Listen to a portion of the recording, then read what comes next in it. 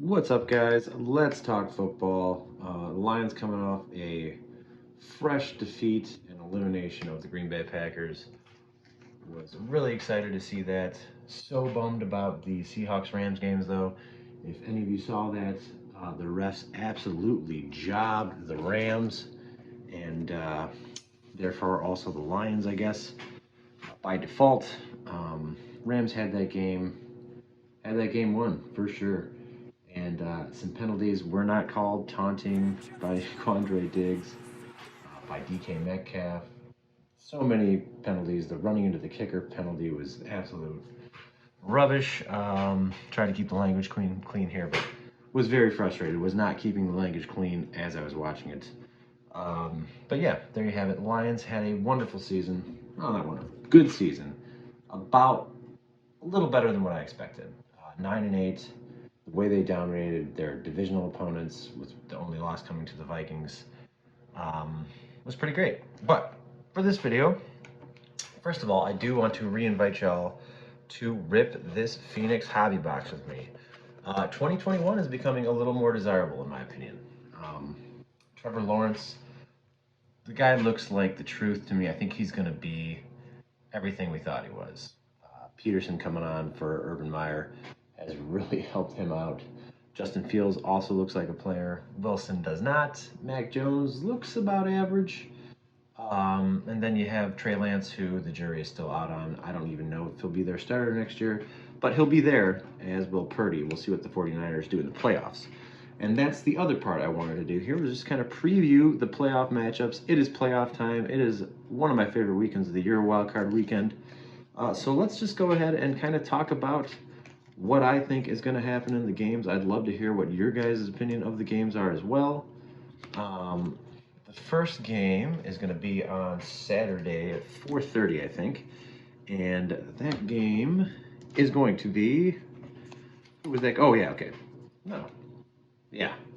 That game is going to be the game the Lions should be in, but they are not.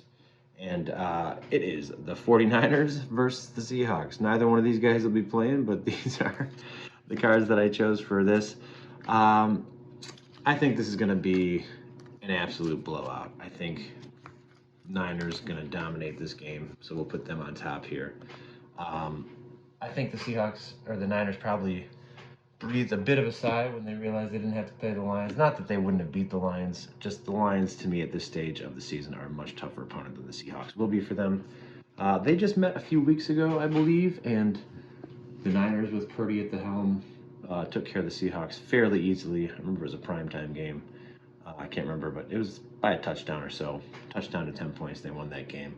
And I actually expect maybe a bigger margin of victory in this one, with Purdy nice and settled in there. Now, the night game on Saturday is probably the best game, in my opinion, and that is the Chargers versus the Jaguars. It's going to be a coming-out party for one of these two guys. I think they both should play well. I don't know what Brandon Staley was thinking last week, playing all his starters the entire game. Well, most of the game anyways, but losing Mike Williams, had to be helped off the field. So I don't think he's going to play. They're saying he's day-to-day. They're saying back spasms, I think, but I don't think he'll be playing. We'll see. He's going to try to gut it out, I'm sure. Don't have high hopes for him playing, and that's going to affect the Chargers' attack, in my opinion. The Jaguars, they're not dominant. They're a solid team. You saw that game against the Titans last week. They didn't look great. So this one's tough, but I think I'm going to go, and a lot of this will depend if Bosa's going to play. Another casualty of that no reason playing all their starters game last week. But I think I'll go with the Chargers on this. I still believe in Justin Herbert. When they met earlier in the year and got their doors blown off by the Jaguars, he had just had that rough hit against the Chiefs the week before, and his ribs were in rough shape that game. So I think that affected him a lot. Keenan Allen also did not play in that game. He's a big difference maker for that offense. He's his most trusted target easily.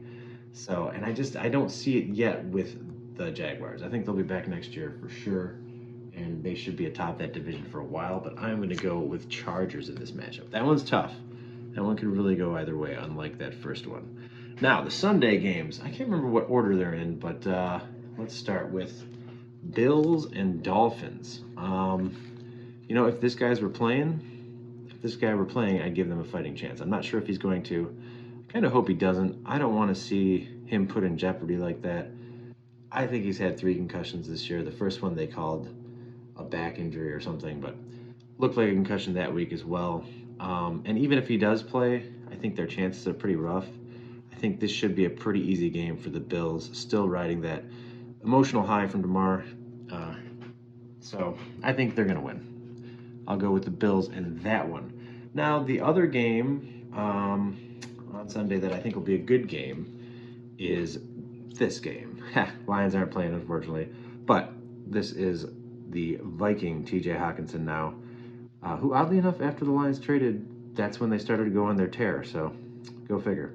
But good player, better player. I think the Giants are going to win this game. I think they're going to upset the Vikings.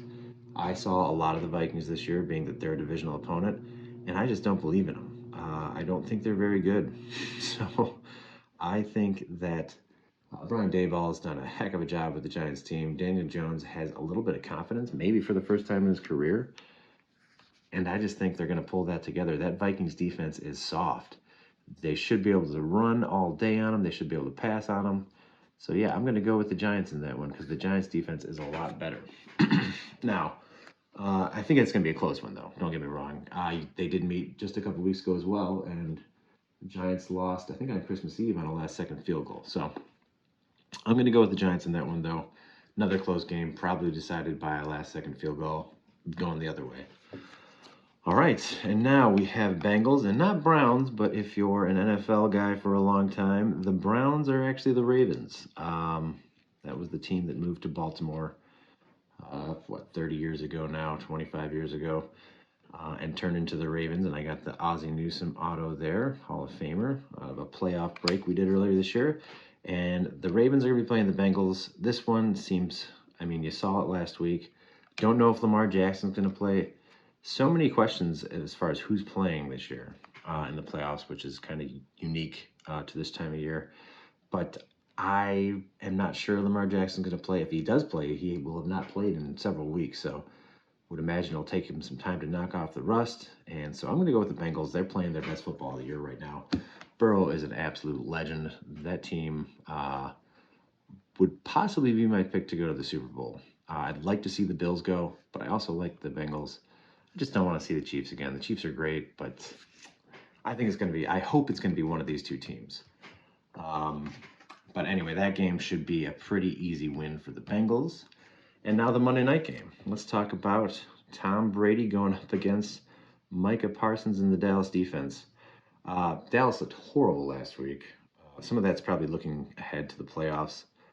They thought they maybe had a chance to finish first in the division, so they were somewhat motivated in that game, but I think they also knew the Giants weren't going to play into their players, so that was a long shot. And I think, football is such, if you lose your focus even a little bit, it's hard to compete. This week, I think they'll be much sharper.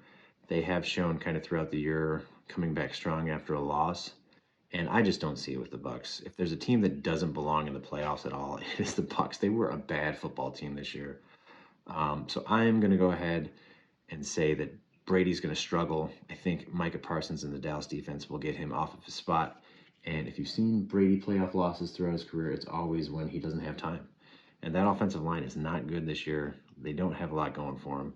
The defense has been soft lately as well. So I'm going to go ahead and say the Cowboys will win that one. But yeah, so that's it. Those are my picks. Let me know what you guys think. These will be the teams that I think will be advancing here. So let me know what you guys think for your picks. Hope you guys have a wonderful day. Enjoy Wildcard Weekend. The next 2 weekends of football are just the best of the year. Love sitting down Saturday and Sunday and watching these games. And this week we get a Monday night game for the playoffs, so that should be entertaining as well. Also, let me know if anybody wants to get in this Phoenix break. It will be at cost. I got it for $4.39 this box out the door. So it's going to be $55 a spot plus $5 for shipping. If you're local and want to come meet me somewhere, $55 all in for the break. So yeah, let me know. Would be a lot of fun to rip that around Super Bowl time if we can get 7 or 8 people together. Just do a random pick your team, 4 teams each. And hope you guys have a wonderful week and enjoy these playoffs. All right, later. Go Lions.